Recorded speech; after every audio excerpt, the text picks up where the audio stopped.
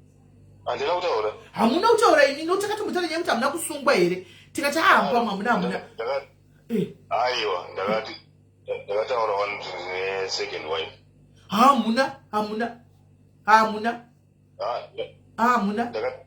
Ndakati inzai sister kuti ndakati dambudziko rangu ndine second wife.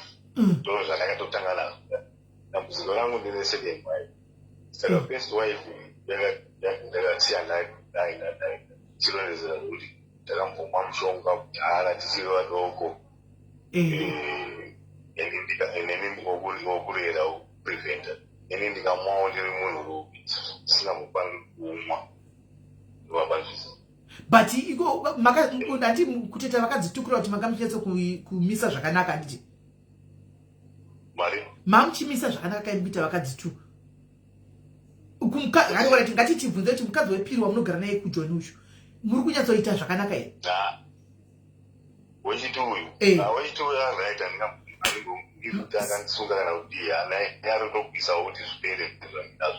Wechitumwe iri kushanda here kana kuti iri kuramba yakangoma matiko zvinezvi yakatarisa pasi yakavata diti. Ndopacho zvapayakavatira ndiri kumusha chipakawari. One weekend after another 2 weeks ago, no rush when I saka ndashuta. Masoshuta. Amuna uzoti. Amuna uzoti awani now wangu. Kana nazokera mumbando kutumira. Alright. So ita dokutaipa.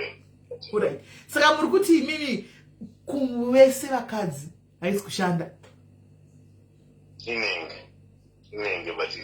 Nani nguva zvangu sina kubuda. Muchangobva kumusha wechitu ari kupi?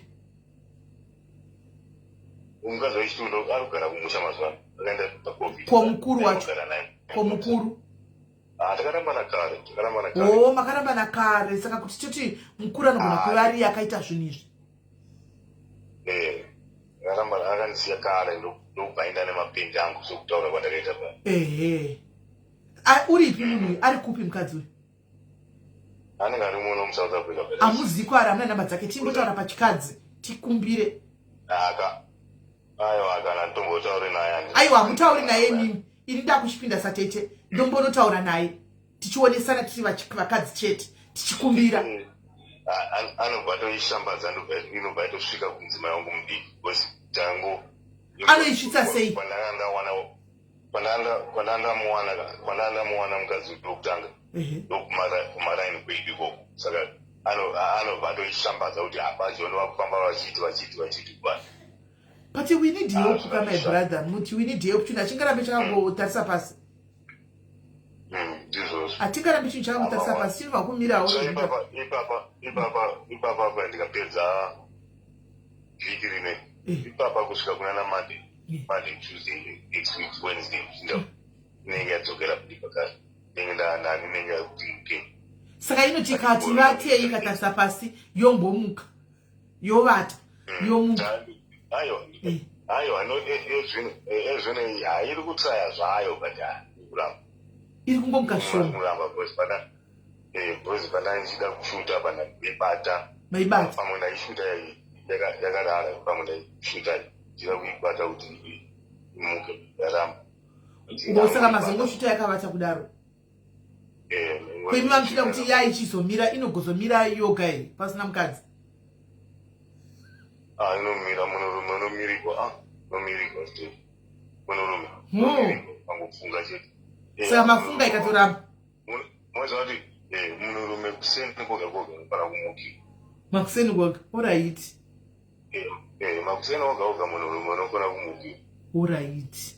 Saka matofunga ikaramba kumira. Baba upenya vapo. Manje baba upenya vapo ipapo. Aiwa, vanozati ndio zvandoita. Avapa havasazati ndo zvandoita. Vanozati ndo basa rangu. Avapo pamuri papo. Avapa. Okay. Ayo, apa kufona kuti munzwisise zvimwe ka. Kuti munzwisise zvimwe, mobva kufona mangwana, mobva nguva imwe mpamo. Mangwana ndindipo mungozonudza imi kuti ndofona nguva iyi. Ndenditi zvawo mangwana ndisikuita. Anytime ndendindega ndamboda kuti ndikuzive kuti fona yini. Apa paita tsano handiti. Andisiwa kuti data rangu rengeriripo but unless kana mune seusimo bona kuti pizza please call this but andishandisi seusi hakuna seusi kuno. Mena saka rekaitichengete madata amangwa. Alright, tione kuti nasai makuseni pamunomuka mirigwere pamwe kuseni chamuka muzoka ikasvika moshuta muka ikamuka mutoshuta yazvinorega mari ikamuka kuseni kwachoka mutoshutazve mangwana tione zvekuti tione pete nacho kuti ndingamuke vanhu kuti ndingamuke yakamira mangwana kuti shute yakamira areka ndikutumire izvo zvakaita nhasi data zvino nzidzokera kumba ndokushutirai zvandashuta kuseni pandachiti kushutirai.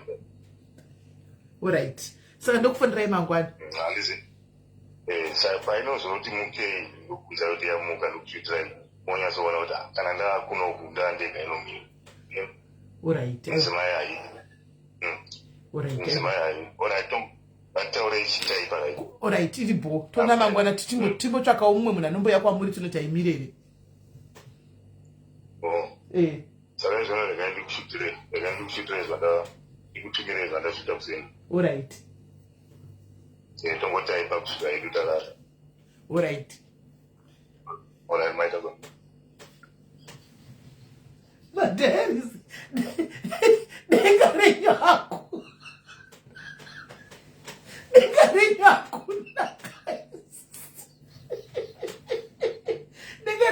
na guys endamudaro dengarenyaku na guys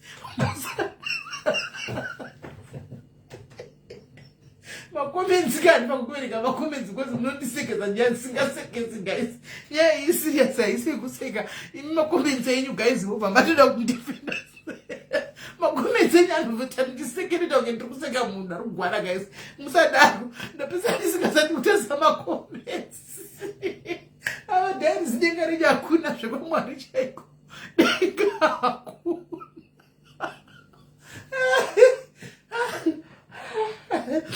nasikana right saka zviri kuitika guys zvokuti aita showera guys dendaita showera munoti munoita zvongotamba ini kwamunoti ina hangu handisi doctor kaina handisi psychologist handisi doctor asi kavarume vandisisive varume zvenditete vevanhurume kana panetsa pasvika pakuti zvanetsa vanouye kuseri nditoti tione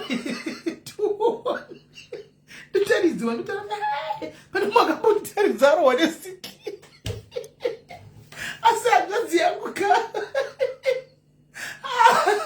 ndamboitaura nyaya iyoyo kai because muna ine kakugwadziwa akarohwa nesiki alo kola kola yelo yava times ndozva vanomboda dai life yakanyatozara varume hati muri kuona kuti murume kana akashaya mari ndochinhu chaanobvairisa nacho kana adai manje havanisi kunyatsokuudzai chokwadi vakanyatsokuudzai chokwadi havasi kunudzawo chokwadi hachisi kunyatsotaurwa chaizvo chokwadi hachisi kubuda at the end vachazokuudzai chinonyatsonzi chokwadi chacho vanogona kunge vane munhu wavakatsotsama kune varume vanototsa vamwe bhinzi vedu anyatsobuda pachena kungotiteteka kufoni yamunenge muchishandisa ndikini kuti vanhu vazofona kuti zvakanyanya vaifanira kumbonzwa maadvice kune vamwe vanhu kuti ngavataure chokwadi chavakaita baba vaponi chokwadi havasi nyatsochiburitsa zvavo because zvematesti ana chichichichika vakamboenda zvematesti ese vaya vakamboita kunotutovamanisi vakambobvako zvakare vakaudzwa kuti zvese zvanashuga chichichi zvezvi zvavana saka kugadzigwa vakagadzigwa asi havasi kuda kunyatsotiudza nyaya asi zvairi naini last time pepa makambouchinzwa mukadzi takarambana nemukadzi muri kuona kuti zvezvinasi chokwadi chekuti vakarambana nemukadzi chazobuda asi vanga vasina mbotiudza paya adziwe akazviziva ndokuna chokwadi izvo zvahamheno zvavakaita mukadzi wavo iyeyo akaenda vafarisa zvekukwanisa zvi baba zvakaoma ndosaka varamba kutaura nemukadzi yanga chindipai nhamba nditaure sewoman to woman titi wisani varamba nenhamba vati anofamba achiudza vanhu anofamba achizoudza vanhu kuti ini ndinhu ari kunditi ndakamugadzira pane nyaya ndichakupai nhamba kuseri wozobata munhu iyeye asi handidi kuti zita rangu ribude ayo nopura kwendobudisa zita kupi imi ngonipai nhamba ndivapi vakasungwa last hope yavo makanzwa kunzi ikoko zvaramba mishanda kungoti izvozvo vadzokera dai takaziva takataura navo vachiruku ndo last hope aramba ipapo handidi kukuyeai vakutongoda kanjei kuti gamu apa vatumira daiwekani apa vatotumira handisi kuvhura zvaizvozvi nditoona pamusoro apo yatumira neitioni chike ndichingovhura ndodi apa ndokuwa maziso guys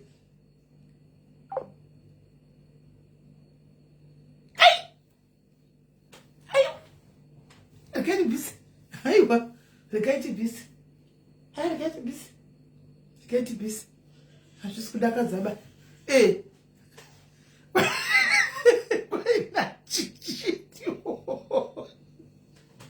ayo ndichunadaro kuti ari kunditrasta kuti ndionewo oda kuonawo kamoni guys guys ndavhura ndaona vatotumira ari maviri chaiwo zvakaoma vatotumira ari maviri sijei uripi diaries mazara kuwhatsapp asi guys makanatsokukwana here ayo okay mentally mazara kuwhatsapp muri kudei mazara kuwhatsapp muri kudei guys amunyare here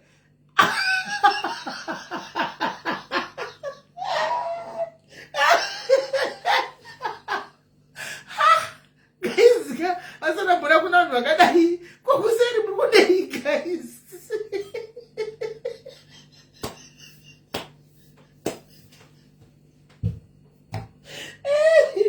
denganechauriko guys dengachachera amupindi guys musadaro guys musadaro veduwe guys mameseji ari kupinda kuseri kauka ende makaoma enyu makaoma makaoma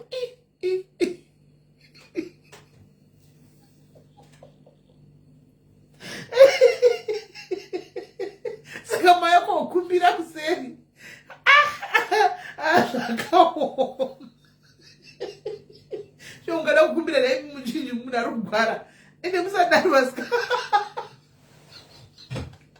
guys aiwa miswai guys misai vanhu guys vari kusara kuseri misai vanhu guys vanhu vari kusara kuseri madzimai epana hawi veduwe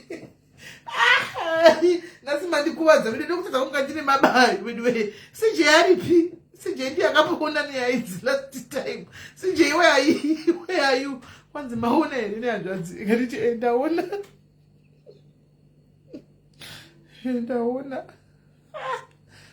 kuna vanhu vakadai hakuna vanhu vakadai kutaura chokwadi hakuna vanhu vakadai zveshuwa hakuna shuwa mukatozara kuseri handina kana ona boti uyai kuno mafunga kuti ndisheereri kuti ndikupei mudari kugwara zviti guys musadaro miswai guys kana guys zvakaoma naivediwe matambudziko evanhu ava vana usoka endakangozviomerawo shuwa naimi miswai vasikana daro research hakuna research kana guys kwaizvobatsaatinako tingotodze kukuinda kwai tingotipai nhamba vainde guys tingotipai nhamba Grace kuta kudai mameseji kudai ndiri kuseka kupinda akadai mameseji kwai tipei tione iwo naimi guys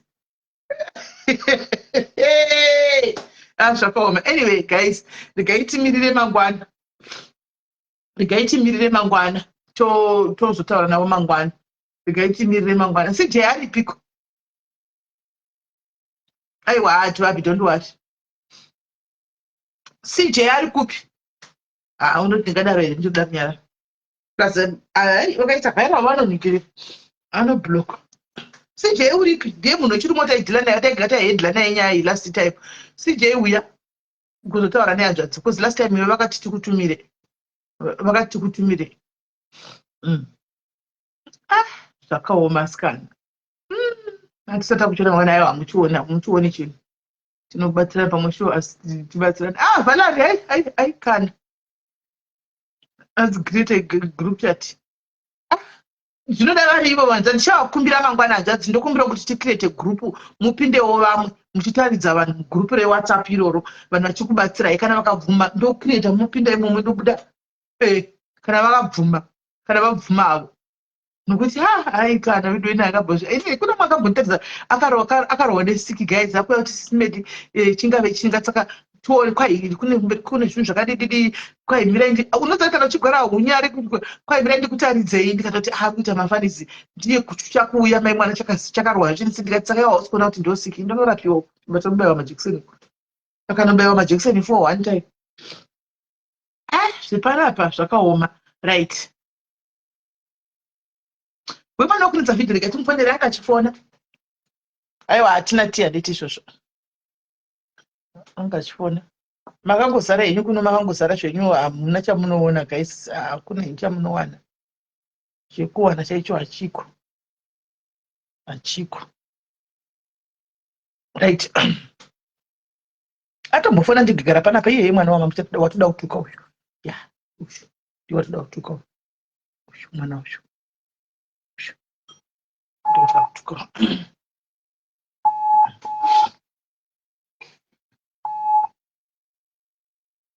Hello. Yes, uri right. Right. Saka wane koita ndiziro kufona ru 100 naiwe shamwari.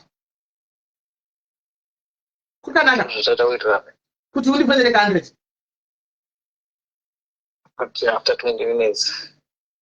Saka 20 minutes wakazorova ka 100 sei.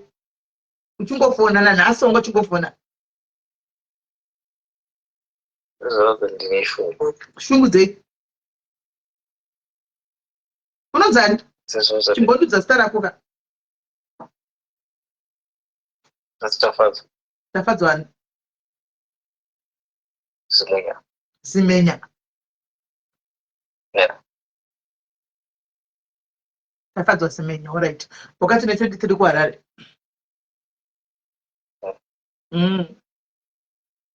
Saka unombonyatsoziva here risk iripo pakungoti munhu waona wausingasivi wototatek naye. Unoziva risk iripo? Hauizivi? At 23 hauzivi risk yekungoti waungosangana naye chete akangoda kurara naye ukarara naye ichi chinoitika hauzvizivi? Antongodawe. But inini wakati wani urida kuzama wani usingandizivi.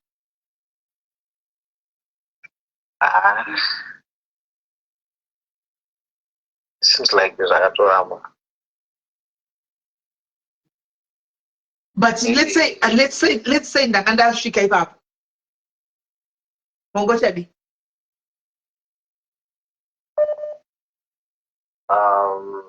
Sometimes kind of zvakanyaita too is a bit because stress experience. Mwanangu mazano kune zvigwere zveAIDS. Unoiziva AIDS anditi kana hunge usati waanayo because speed yauri kufamba nayo unofa manje manje.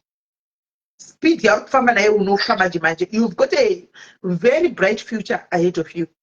But the speed yauri kupinda zvigame izvi ini ma 2000 nyaya yekuda kuti toziva stereki kai muri kufa muri vana vadiki. Yekuti shwa machembere mambuya akaita sesekudai so unototuka ndinotoda unofa. Inini ndasadatombokuziva kuti age yakamira sei. Aiwa ndakakudza nezituro ngati usadzira remwana wangu kati kwai hazvina basa. Ndakakudza nezituro iri. No, it's like nezuro waiting. Wakadi? Nezuro kungani zvaiitika. Zvii zvaiitika? Tell me.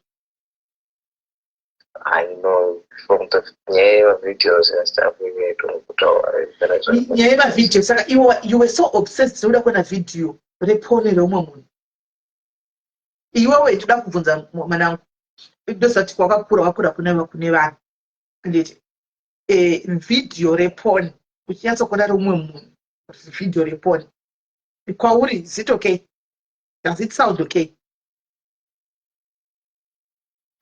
wakati waida kurishandisa iwe wakati waida kutoshandisa because wagarisa girlfriend yako hairipo girlfriend yako yakaenda iri kuchikoro saka wakaguma kuita naye pakanga akauya saka waida kushandisa iroro video iroro kuti uite bonyora naro unoziva kuti ndinoda rinovhurira mweya yakaipa unozviziva.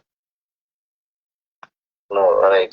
Thanks for your advice. Aiwa ndikukuudza usakati fona ati ndati ndakufonera ndikukuudza kasama yako mai vako vari no but ndikutonzwa mutaura but zvakunyanya zvitange pamwe I'm doing something is wrong. Yes, it's wrong. Saka ndikutokuudza ka if it was not wrong if it was not wrong I wasn't going to address this. Thanks for the advice and stuff, but I'm not that. Mama varipi? I'm not that person that I am. Manangu, how are you going to convince me that you're not that person? Because you also wanted to hit on me. Nikata kuti ndouya here ukati uyai ndoda kutohita. Okay. You also wanted to hit on me. Okay, I'm sorry. No, not that I didn't take offense on that one. You know why? Because I was waiting for the right time and asked to teach a conversation ish. You are yet to quit. Okay, that's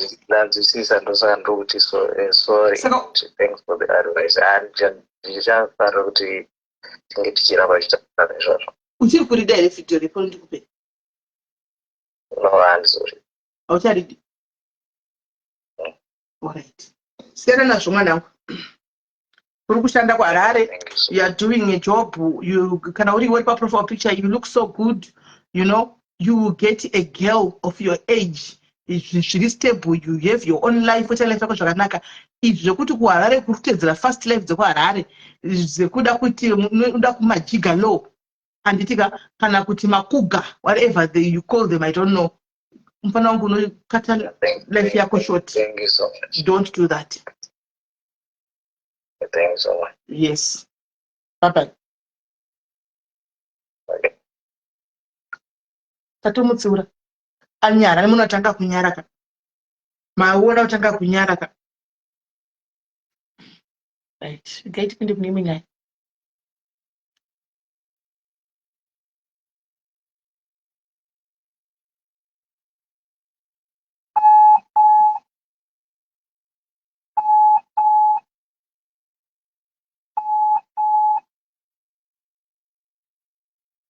Hello. Sorry, ndatinonoke kufonera. Zviri sei? Hello. Yes, zviri sei? Makadisi smeli. Ndiri right, mukuri sei? Ndinofara zvangu. Saka ndanchibvunza kuti zvinofambiswa sei because Andina atibhadharisi. Tell us the story, Pano. Then we'll take it from there.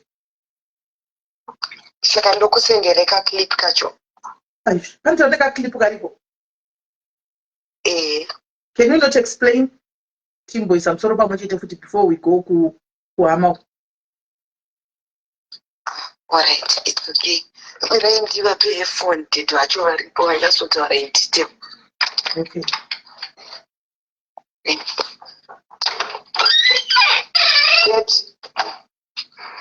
Hello, Daddy. Marara. Alright, sis me no kutaura nemi.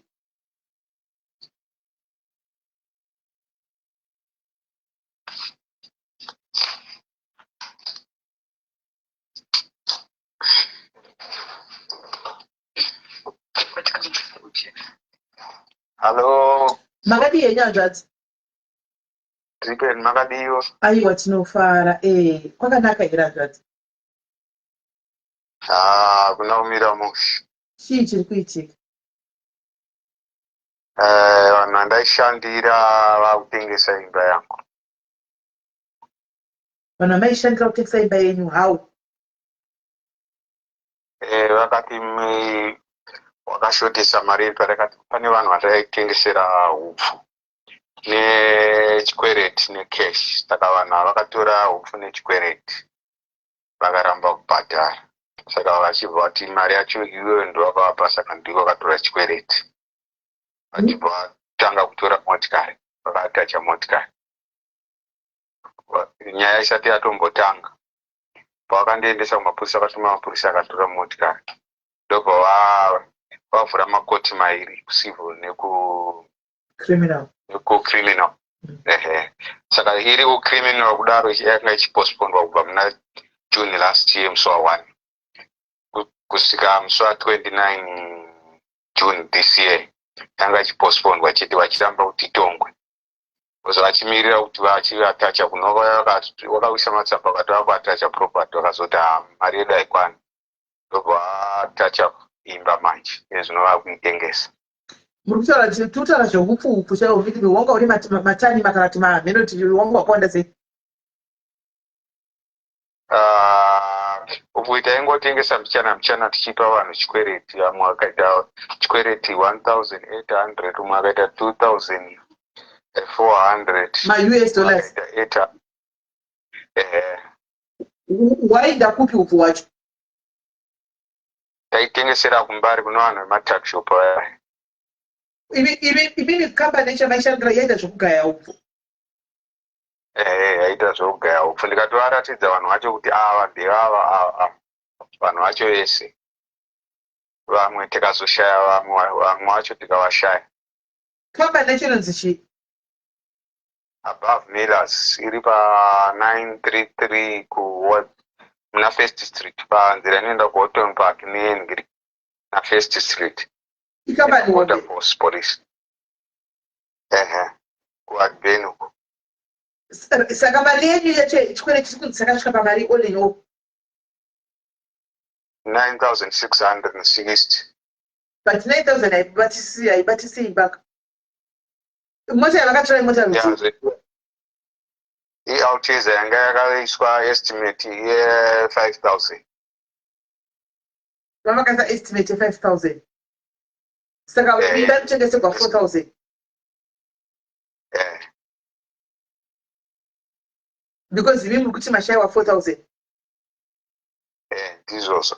Ivo vakazoti tatengesa motikari 1,750. Aiwa. Asi mapepa acho koti haako manje kuti pamadhoketi acho haapo ekutengesa motikari. Vana saka chikuitika choti mimi vari kubitwa nekuti havana lawyer. Iri mukonzi vanhu vari kuti you need to listen to this story from the beginning. Iri kupi story yacho? Story yacho iri painternet paZim News Beat. KwaRobert Pfumane. Ndizvose. Ko ine pamakaita Robert Pfumane haana kubatsira. Haana akangoti regai akangoburisa chete paNewsbeat. Haana kana kukonzera kubata abvunze anzoti zviri kubatsira kana kudii hakuna. Makasaina eni mapepers here imi? Handina pepa randakasaina. Saka how is it possible kuti vanotora zvinhu zvese vachiatacha vachidaro? Saka kuti imba inoda kutengeserwa kana chiti vakatengesa motikari 1,000 something. Saka imba vanoda kutengesera 8,000 something kuti ikwane 9,000.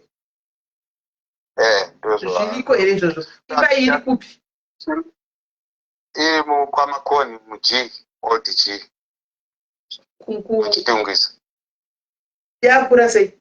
Kuchitungisa. 6 roomed house ine matoilets 2 necottage ine 3 roomed house sink netoilet. Makambotsvaga lawyer? Ndakambotsvaga lawyer, mamwe acho akatondidyira mari iyo vanoita basa rekutenga futi maloya wako anomutenga, otenga PP, otenga magistrate. Harare yakaoma sikana. Harare yakaoma. Saka imi vamatogovhura vaita hamuna kana kuendi police station kwamakaenda kuti munotaura nezvenyaya iyi? Ndakanotaura but hapana kwandakabatsirwa. Vakati vairamba kuvhura madhoketi vachitidzokera kuStoddard Police. kuStoddard Police vanga vakatenga futi mapurisa acho ese, saka vaitoramba kuti vavhure. Ndakaenda kuPD vakatidzokerai futi kuStoddard Police.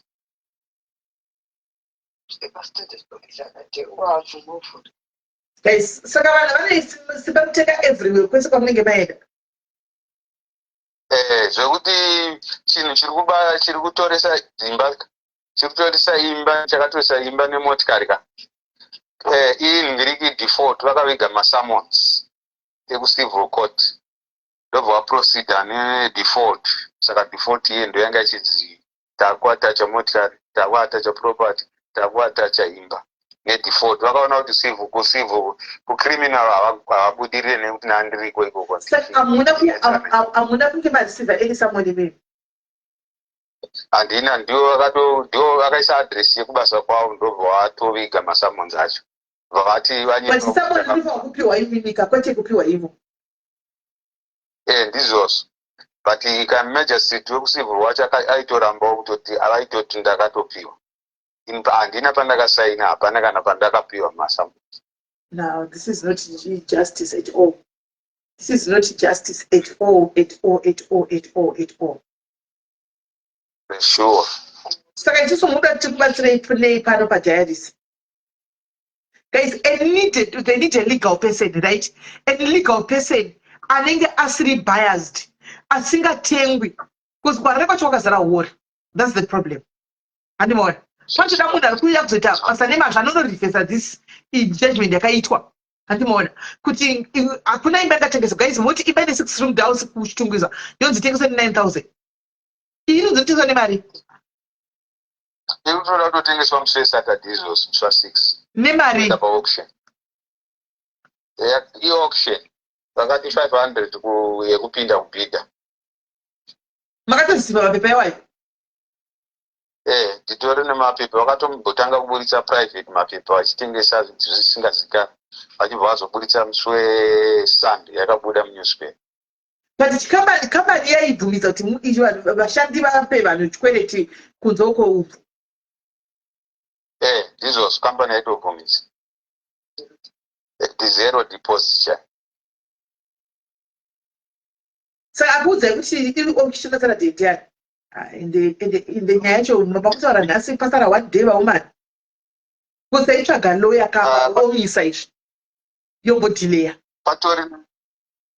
Pane mapepa acho avaiburitsa ekuti vari kutengesa ndo ndakafonwa neshamwari yangu iri kwaRusambi zikanzi imba uri kuita sei, ndikati haiyaita sei imba yangu, ndikati ndiri kutoona advert ipanapa yekutotaura kuti imba yako icha auction musi wa6.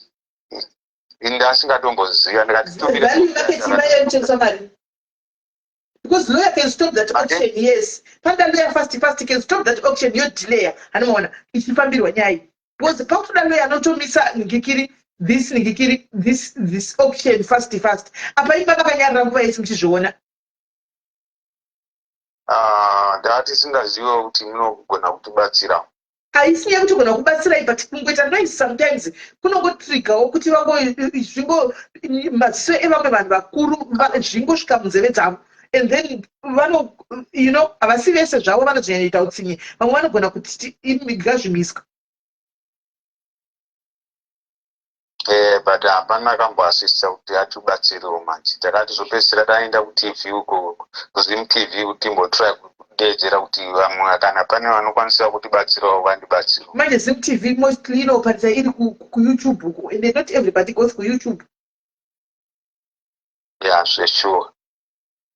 Ko madhidzi emba ari kupi? Madhidzi emba ndinawo, asi lawyer akatodedzera kuti ndipewo madhidzi, tiri kuenda toda kuendesa kunoita rescission kuHigh Court. Hapana chaakaendesa kana wana akatotora madhidzi akatonopa ivavo vanhu vacho. Kuri madhidzi maivapirei madhidzi? Avakape ikopi. Saka alright, let's understand. Muri kuti mimi mari muri kunzi munotya 10,000 pakaiswa 10,000 apa imba inostopiwa kutengeswa. Vakazokwidza vakati yanga iri pa9 ka ndobva vaikwidza vaisake zvinove zviri pa12,000. Saka vakapiwa 12,000 vanomisa kutengesa imba. Vanomisa.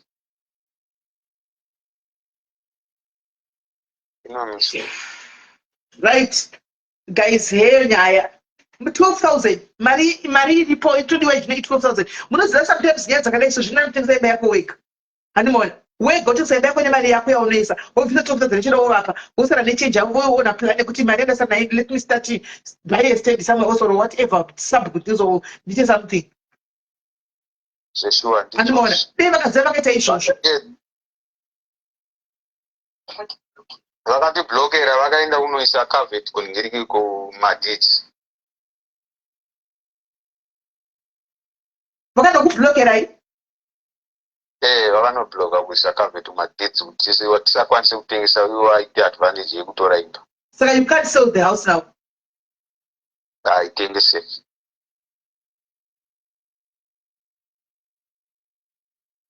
vanhu vachiimbabva chaidzo mbavha chaidzo mbavha muridzoka nei munhu ndiani anonzi Chapeta Tendai Chapeta munhu murume mukuru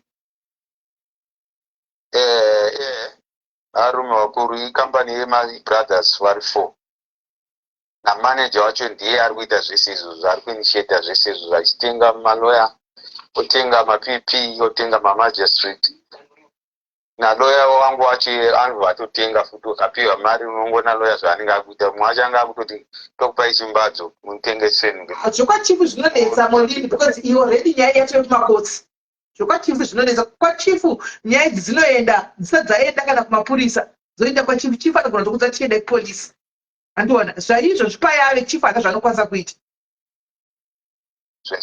hapana yedu yakangotanga iri kupolisi ikoko yeah, this is not good guys, we need to make noise about nyaya iyi guys. This is not okay kutaura chokwadi, this is not okay. aiwa zvakanyanyisa izvo kuita undivigira masamonzo kuti takamupa but evidence yacho nditori naye kuti handina kupiwa masamonzo. Mune evidence yerudzi tsamba yavakanyorera kuti ndakasiya basa musi wa13 June 2024 masamonzo akazouya musi wa27 July musi wa27 June 2024 ini ndatosiya basa because vakatonyatsotsangura ndakasiya musi wa13 ndikapedza 18 days isingauye kubasa which is 30 something days ndisipo pabasa ipapo. Saka masamonzo akauya musi wa27 vakazowedzera kunyepa kuti takanomupa kumba kwavo ina hapana vandakasaina hapana vandakareceive. Saka ndimi ndega muri kuuyu muri kuitwa izvi pakabaniwe? Ndini ndega.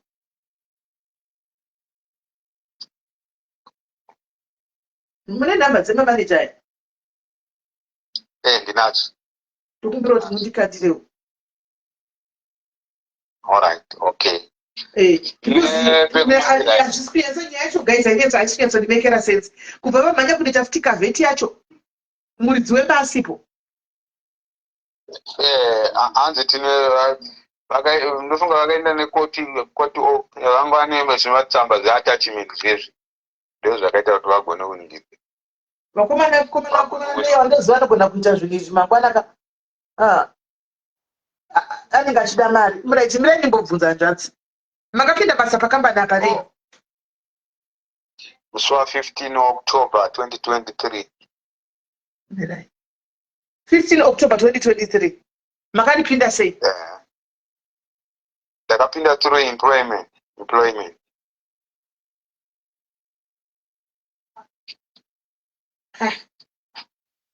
Anzadzi, hapana zvimwe zviripo here because hazvinonyatso kundijekerei.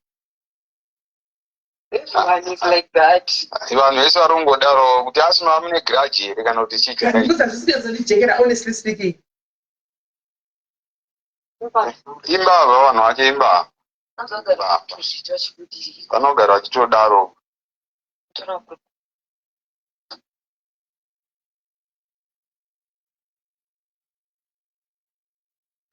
Hello?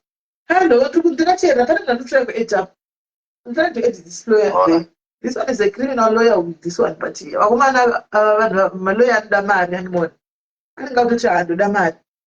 But at least aikwanisa kuimisa tiimire overturn this auction yeSaturday.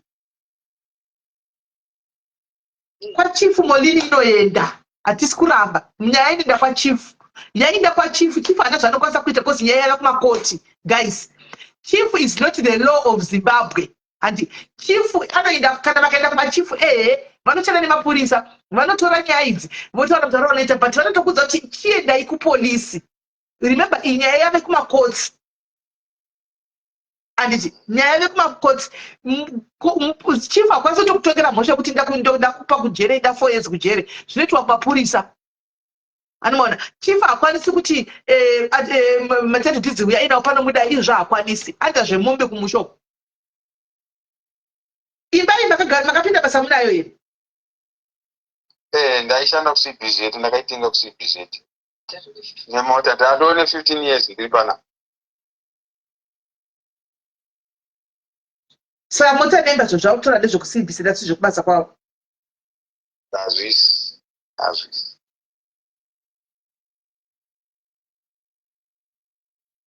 Ndokumbirawo mutsendera namba ndipei namba dzako uyu ndofunga arara kozi kuAfrica ko kuZimbabwe afa unge arara.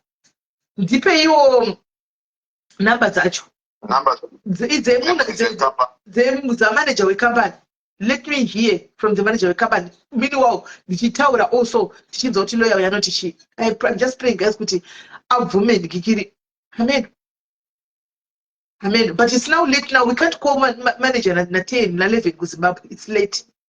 We can't call muna 11. But later tagara tauta 4 kuruma 7 8 tanga tifona. But time ino yakutofondera mangwana masikati. Koti inotengesa dia iri kuzvenyaya iya uzvani yatove ku atona yatove ku auction inotengeswa. Kwa zvave uko inotengeswa. Ndizvozvo. Kwa zvave uko zvotokwanzi yei mazita itengese kudi zvine koti mukati inotengeswa. Yeah, zveshuwa totofambirwa nemessenger of court atoachitora ma. Yes. Tora picha ipa baba. No, I can't call her it. Then I tell you muri kuchunga munhu anoshanda mabasa avo kamufanda na 11 o'clock toda kuti ndizwe kuti it doesn't work like that. It doesn't work like that. Uyo nditotira mufanda lawyer is not picking up. Nditotira kumuedha pakule yavani. He's not picking up barara. But remember tochanda ma office hours ava and havasi you know saka zvinotonetsa chatokutozobata wakachena mangwana. Kutozobata wakachena. Emergency kwatiri but haisi emergency kwavari. Let me talk to him. Mangwana tuone kuti aufare then ndisendere namba dza manager ngari mandisendera. 0774. Muskana chanyora osa pa WhatsApp yangu. Yeah, it's okay. All right. Okay, sure. Guys, emergency kwatiri isu. Anditika haisi emergency kwavari. Ani muri kunzwa manwaya because avane ine zvekesi chava kutora nyaya kana waenda nayo. Avane ine zviri kuitika kana kuti kuditika kuti muka emergency atina kana cent atiri kuda kutomupa. Zvokuti angade chinzi pane mari chimuka shamwari titse mari yako imari over 10,000 kuti tinayo ndopa angatotinda kuti tamapepa usiku uno because pane mari pasiticket. Hatina kana dora. Handi mazvona hatina kana dora. Tikuda kuzama kungoti titongotiwo shamwari hauna weri zvaunokwanisa kutitira wapa. Then ichipa chionekwa kuti poitwa sei. Udelay. Hakuna munhu akakuzvi kungomahara kungonzi chifona it's important it's very urgent.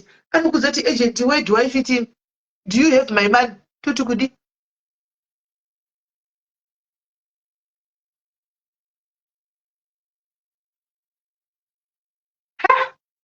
But Mangwana guys, we need to talk about this guys. Nditenderewo ndivati.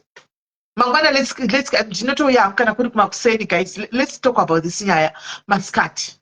Please. Let's talk about this nyaya. And the tichafonera vanhu baba iye manager maskati panapa we'll talk about this. Totega vanhu. Ivo vakuru vakuri baba tovatega zvisingaiti pano.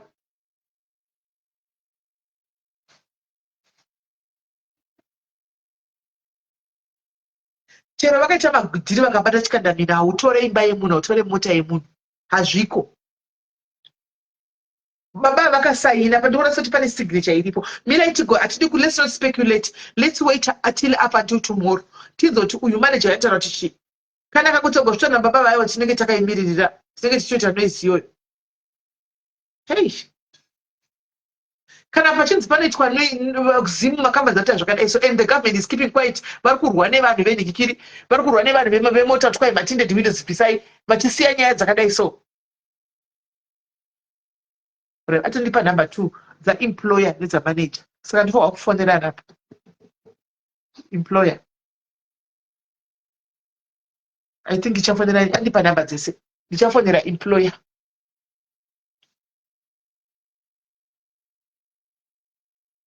Hey. Saka kuti makore vagara pagedhe guys yakatozoramba vamufundisi uya uya. Zvakatozovarana.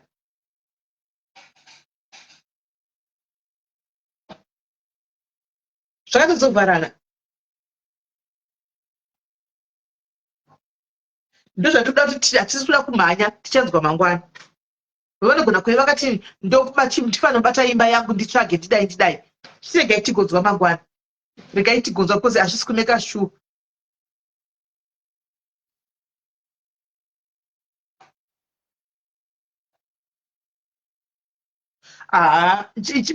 Shumburesi. Government ndo inotonga nyika. Ndo nyika government. Saka kana vachinzwawo nyaya dzakafanana neidzidzi. Anditi vanofanirwa kuti vamboongorora kuti ko chii chiri kuitwa kuti vanhu vanogara vachingodzingwa. Zviri kuitwa zviri fere kana kuti tinototemba negovernment isu. Tinoti tega fair. Vamwe vanotsikirira vamwe vane mari. Saka tinototaura government, titotemba government tigoitega kuti hakusi kuona here zviri kuitika tibatsirei. Anoona tibatsirei. Government ndo painopinda ipapo. Government ndo painopinda because government ndo nyika. Ndo painopinda ipapo. Kuti tidzo kuti kana kuri nyaya yakamira kuti anyway government chokwadi vona ivo vanhu vanyanya kuchema vanhu makambani mbopinda muchiongorora zvinhu zviri kuitika makambani. Tinotochema government nokuti government ndo nyika. Hey. Zvakaoma.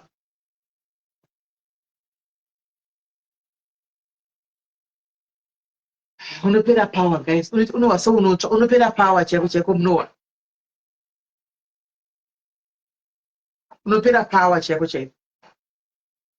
Imagine uri mumba uchinzwa kuti bebe kutengesa kuswera mangwana paauction.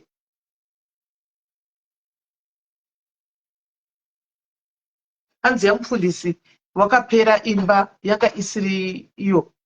Machi tade odi nyara wachichinyara yamufundisi wakapera aisikunyeza mati kudi.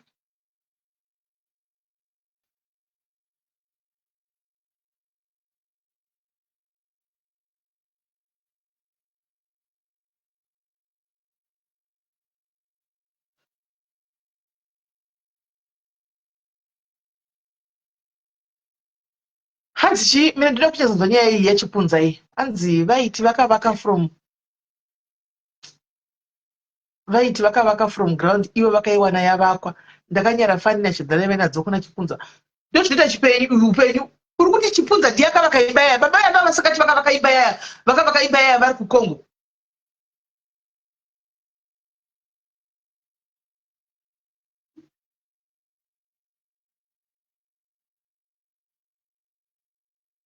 Kuti wechinhu chavo vakufona. Tine nyaya iri serious panapa kuti vedu we. Ando hanzvadzi. Hello. Madora. Hatina kurara ndiri palive ndikumbozana kune vamwe vanhu palive. Vaenda here tsana? Nakutaipa. Muri kutaipa. Kana tozotaura mangwana wani. Tototaipawo segono iyi. Achiona chinhu tozopindura mangwana.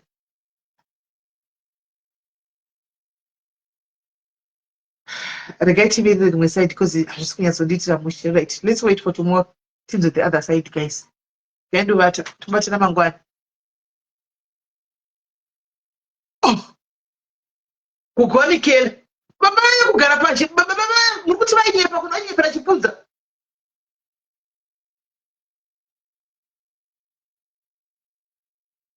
Saka vakazoindependent hapana nokwira wera ndiuze nyaya. Kwiraiwo guys. Iri kuYouTube papi naiwe tine chifona yaumbondudzo ina ndimbonya kuenda zvokuYouTube ina ndinyanyi kutambirako. Ndimboindi kuYouTube ina. Tenda pachifona. Thank you. Yaunzwa link. Toiona usiku. Iyi ndiya baba apa, alright. Iyi ndiya baba chaiona. Kuyachipunza guys takamboita kapanapa. Yachipunza takamboita kapanapa guys. Ndiningirire yoga. Ndachibvunza chii chakazoitika naimi guys, ko hapana akakwira andiudzewo. Ndinotove neinterest ndichanoitsvaka kuYouTube kwacho saka nhasi ndinoona. Regai ndinotsvaka kuYouTube kwacho. Unozati zvokungonaretirwa nomwando zvinongonakidza. Ina ndapeshe dzekunyatsa kunoteerera iyi. But nhasi ndichatoteerera.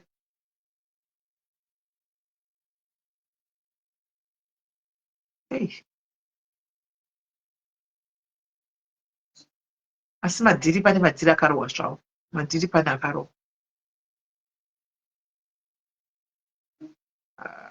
Eish.